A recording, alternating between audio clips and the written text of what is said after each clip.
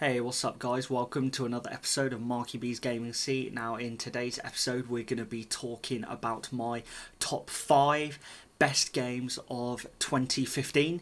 There are loads which I wish could have made this list, so I might give a couple of honourable mentions at the end of the video, but these are the top 5 games which I think are really good.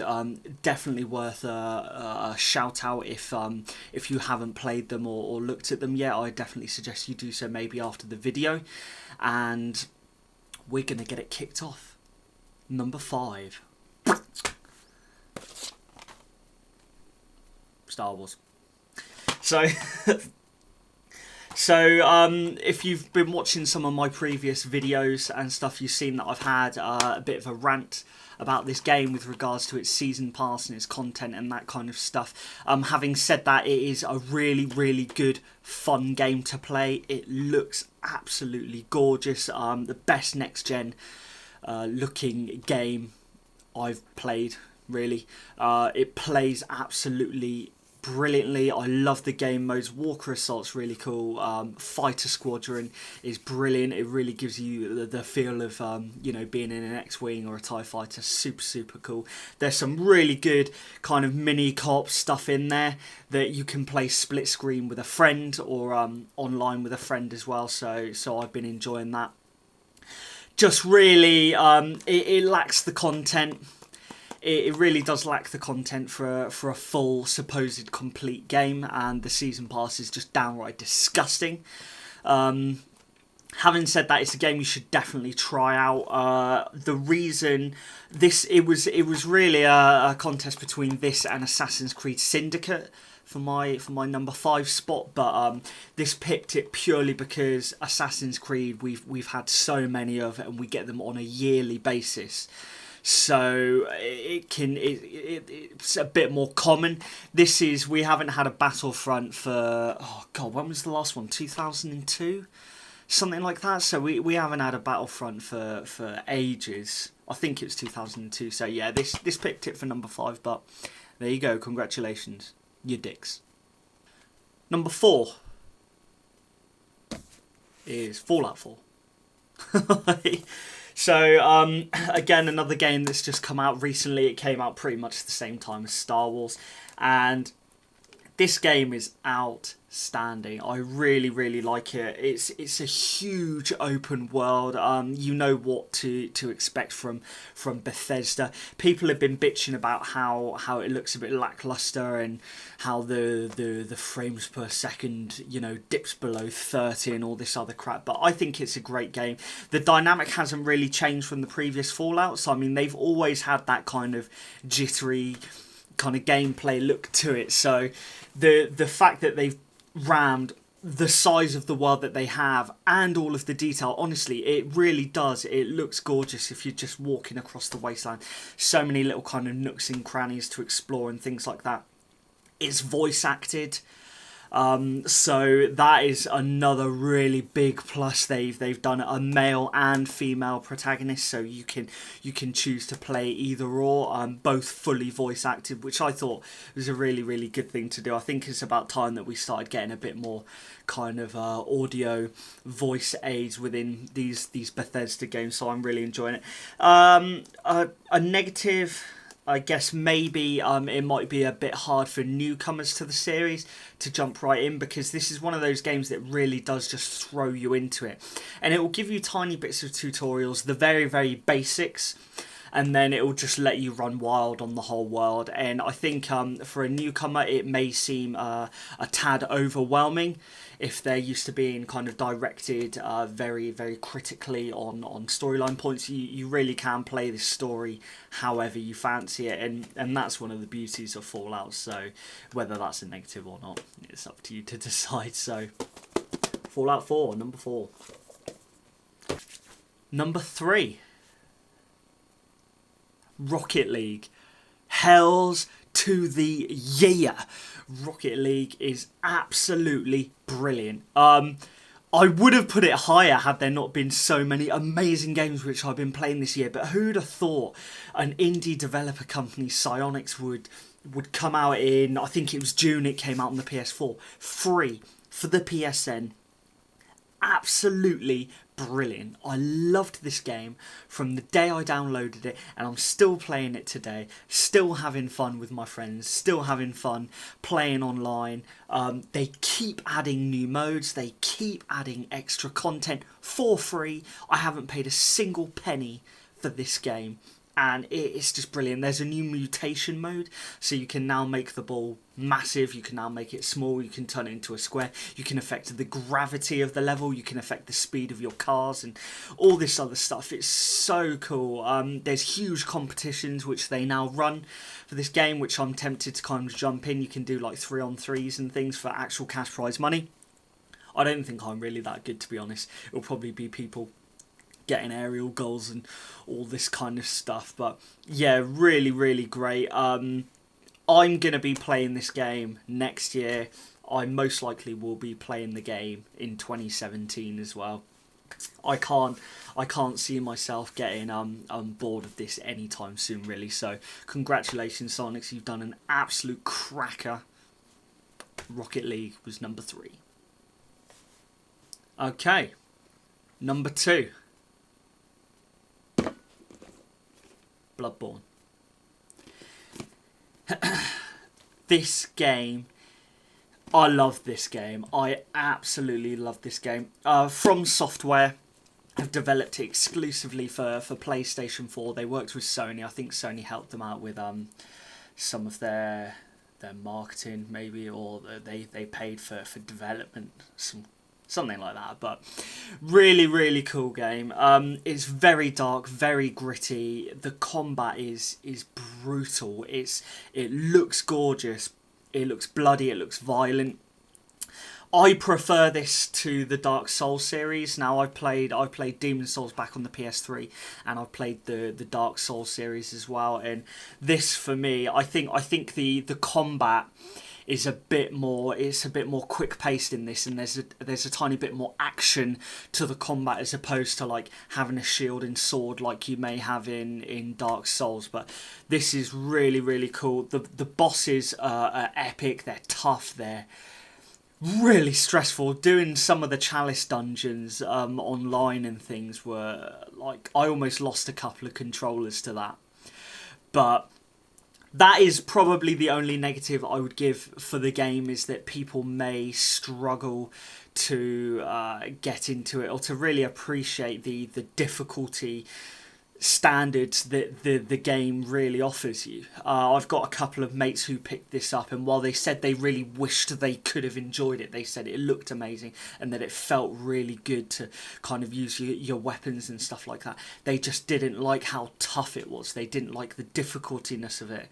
Now, there's always a grind going to be involved in there, so it really is down to just how much you're willing to kind of have that rinse and repeat grind against wanting to just enjoy the game and smash through it in a kind of 8-hour stint. But brilliant.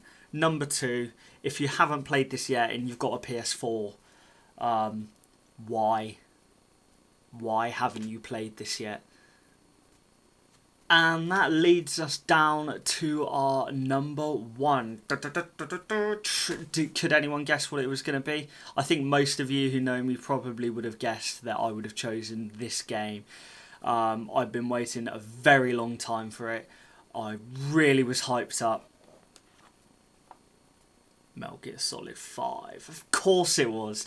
This is not only the best game that I've played this year, this is probably one of the best games I've played easily this console generation. Potentially, well, to be honest, no, The Last of Us would have been a hot contender against this, but this is where it is at, guys. It's tactical stealth at its best. Brilliant customization, you know, to your loadout, so you can either turn it into an all-out action explosion game, or you can turn it into a super slow, quiet stealth ninja game. Like I could talk about this game till the cows come home. I absolutely love what Kojima has done here. This game was met with a bit of criticism around its story, around the lack of it, but I think in a generation, in a time where, you know, companies are trying to cater to every single gamer and not just like a specific market.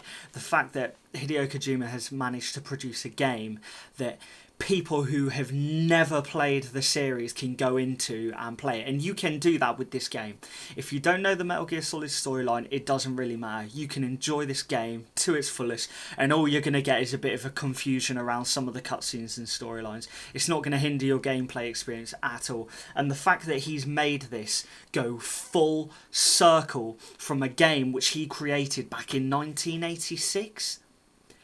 like, unbelievable. People should really recognise the guy more for the fact that he's managed to do that. He's made a game in 2015 which loops perfectly back to the original Metal Gear Solid that came out in 1986, I think, something like that. I think it was the year I was born. So, really good job, guys. I think people are done with Konami now. I think no one's going to really be looking into buying any more of their games. I'm definitely not. If they even try to announce that there's going to be a Metal Gear Solid 6, I don't know if I'm even going to care. This picked up an award at the 2015 Video Game Awards, and it won Best Action Adventure. Do you want to see Kojima picking up the award for the game that he made? Kiefer Sutherland! Oh yeah! Accepting for Metal Gear Solid 5 on behalf of Hideo Kojima is the voice of Snake, Kiefer Sutherland.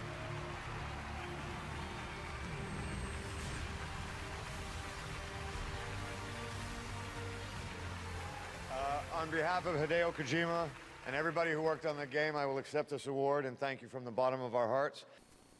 No, you can't. You can't see that. There's Kojima wasn't at the awards. Check out this video clip, and it's beyond my I can't. Just watch the video clip. Thank you very much, Kiefer, for accepting that award.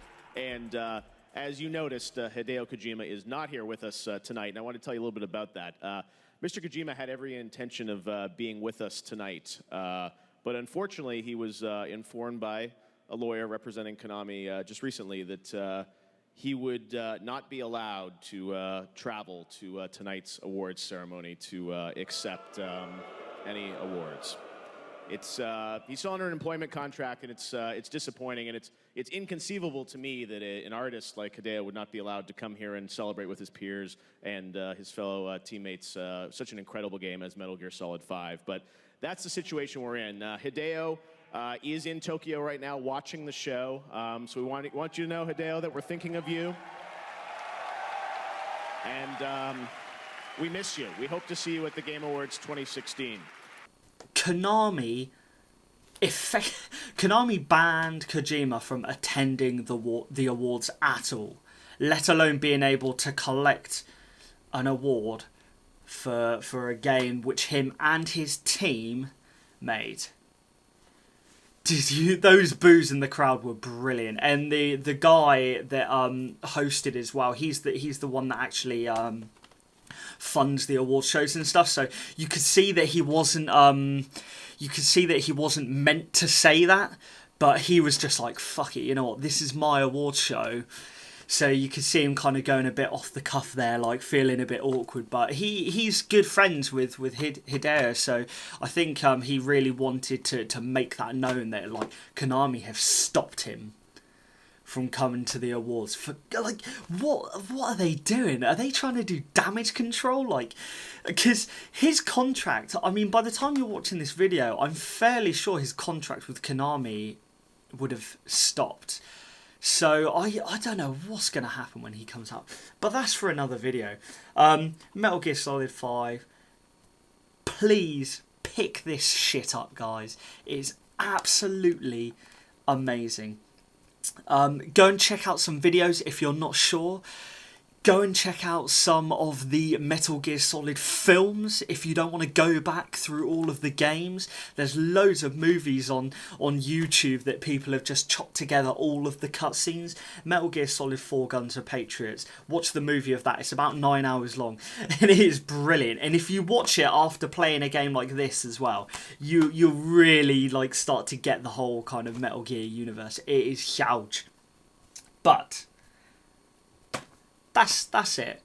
Some honourable mentions. The Witcher 3, I never played it. So guys, if you thought that was absolutely your number one game, then brilliant. I've heard some great things about that, and I know Project Red have been given some great free DLC to the fans as well, which is what we love to hear.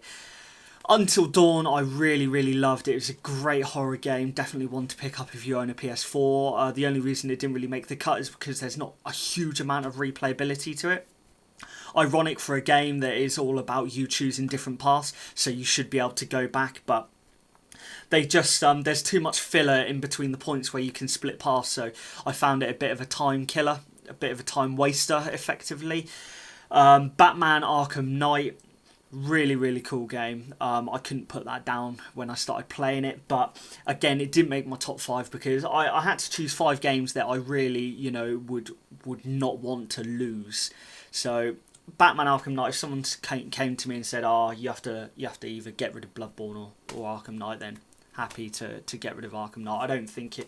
I mean, I'd rather keep playing Battlefront. I think there's more replayability in even the smaller content that you get in Battlefront. So, what else? I think there were 3 pretty big stuff. Rainbow Six Siege, I haven't had a chance to play that yet. I'm fingers crossed going to get that little bad boy for Christmas. So I'm going to be doing probably some gameplay stuff of that into the new year. I might even try and kick up my reviews, but we'll wait and see what happens. Please let me know what games you've been playing, guys, what games you've been enjoying, and I will catch you on the next show, where it's going to be my cock-ups of 2015. Not my personal cock-ups, it'll be my thoughts on the gaming cock-ups of 2015. I think that would be a really good one. So come back and check that one out, guys.